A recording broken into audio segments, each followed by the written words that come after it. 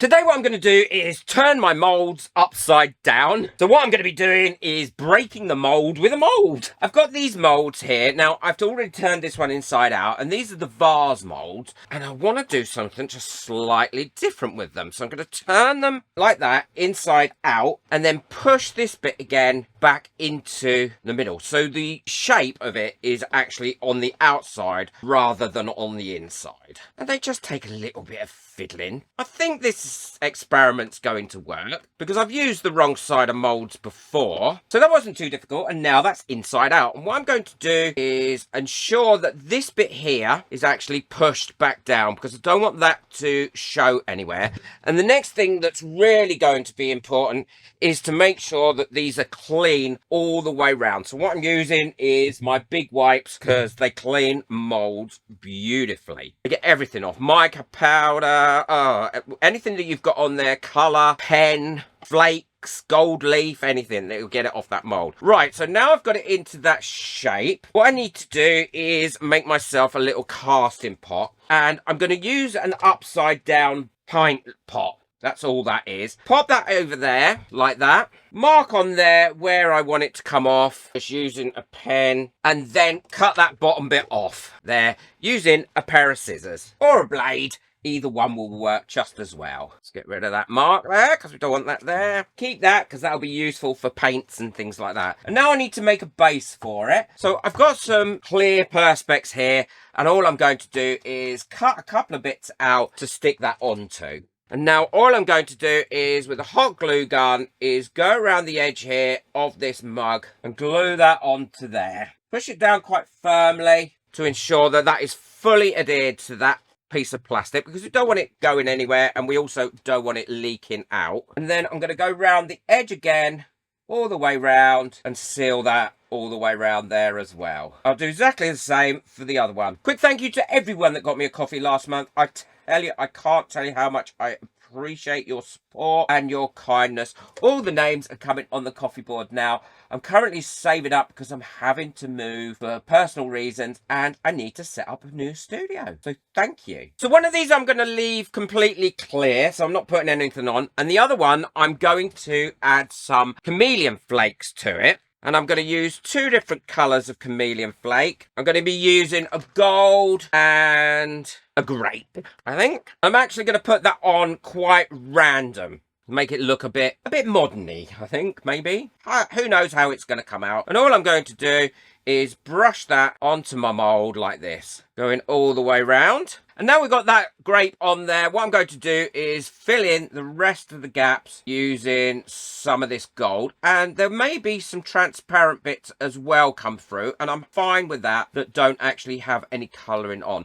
Let me know in the comments as well at the end of this video, please, which one you like the best. Or if you've even tried something like this. I'd love to know. And it sticks to clean moulds really well. I think that looks quite pretty. For this one, I'm going to be using the Tea Expert 1:1 resin. Now I know this always cures really well, lovely and clear, and it releases the bubbles excellently. But the other great thing is it is a great medium depth pour resin. So before I can go any further, what I need to do is pour a base into this, because if not, there's not going to be anywhere for the water to stay once you use it as a vase, because I'm only going to fill this up once this is in there to that level. The whole thing will be where the water goes. If we don't have a base, it's just going to pour out the bottom. Just a few millimeters in there like that. Okay, that should be enough. And now I'm going to put those to one side and let those cure up. These bases are dry now, so what I need to do is put my mould in there, which is a little bit easier said than done. I'm going to roll that up like that, let it open, and then move it around so that I know that it's all going to be covered and none of it is touching the sides, which it's not. And now I'm going to fill this up with some sand. You could use any weight. Try not to get it into the pot because I don't want this to lift out at all when I pour the resin down the sides. I've already done the other one. Got that one done and ready, look. So that's in there. And then I shall also put something on there as well to hold that down to make sure that it doesn't raise up. Well, I've got all my resin mixed up now, and what I haven't done is bothered to take any of the bubbles out, because I'm hoping some of the bubbles will get trapped in here and really make it look great. One of my members on the members only Facebook group, Hayes Heart, has been producing some stuff purposely with bubbles in, and it just looks amazing. So I thought I would give it a go and see how it worked out for me. I'm pouring this in slowly because I don't want this to lift off if at all possible, because it needs to be connected to that base. And I'm going to pour it up virtually to the top.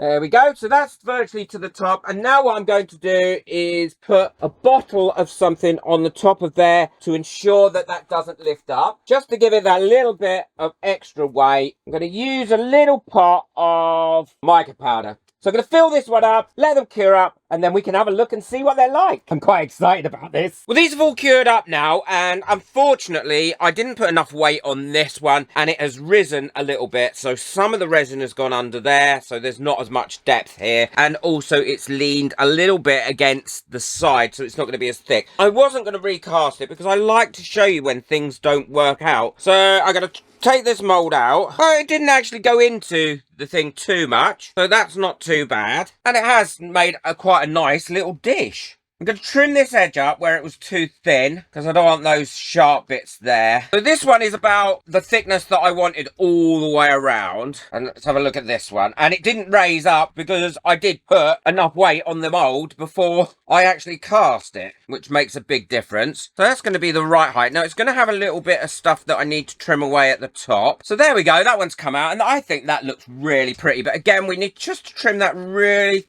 thin plastic off there, and we've got a little bit of a rough edge where the resin has shrunk away, but that's not a problem to be able to fill in. I'm going to go around with my deburring tool and do this. Now remember, do thin little strips. You don't need to try and take off everything at once when you're using the deburring tool. I've heard people say, oh, I just can't get it to work, and it might be because you're trying to take off too much. So once I've got that nice and level, I'll quickly show you how I'm going to finish that off so it's not got any rough edges in it at all. See, look how thinner pieces I'm taking off. And I'm letting the blade do its work rather than trying to control that blade and go into a particular place. The blade will actually take it where you want it to go, if that made any sense, which I think it didn't. But then that's not unusual for me. Now they're finished being trimmed up, I want to finish those off. All I'm going to be using is the high viscosity UV resin around these rims, right up to the edge, filling in any bits that are still slightly indented and covering up any of the rough bits from the deburring process. I could polish these out, but this is so much quicker. And you could colour this, you could put some gold leaf on it if you wanted to, or you could put some paint on it and then do this. But I want to keep it au natural so we can see what it looks like when it's completely finished. And then cure it up with my large J. Diction lamp. Again, link in the description if you want to get hold of one. So these are all finished, and that's what I mean by finishing that top off. I think that comes out really well. And that, with the mica powder, has come out very, very pretty. And it's got that lovely feel inside where it's taken on the shape of the mould. And actually, this one has come out really nice too. You could use those for lots of different things, little jars to put things on. What I'm going to use them for is this. I do a lot of different painting on things, and I always want something that I can clean my brushes out with, so I'm going to use these for that. So I'm going to have one that I've got for a dirty brush, so I can clean my brush out, and then I can use those ridges on the side to help get rid of the paint, and that's not going to attack or mess up that mica powder tool because that's well embedded in there. And then this one I can use with just clean water and make sure it's fully clean, and again use those ridges to knock any paint out. So for me, they're going to be ideal for that. Or you could use them for paper clips, you could use them for small flowers. There's so much you could do with them, and this is something that you can do with lots of different molds as well. You don't have to just use it with these vase molds. Turn a lot of your molds inside out, think of new ways of using them, and then you've got a whole new set of projects that you can make. I'm very pleased with how they've come out. This one I thought wasn't going to be great, but it actually has turned out really well in the end. I hope you've enjoyed this project. If you have, let me know in the comments below, or if you've done something similar, let me know in the comments below. I'd love to hear. Be sure to check out the video that's coming up next, because I think you're going to love that one. Boot that like button. Take care. Enjoy your resin. Bye. Oh, I'm pleased with those.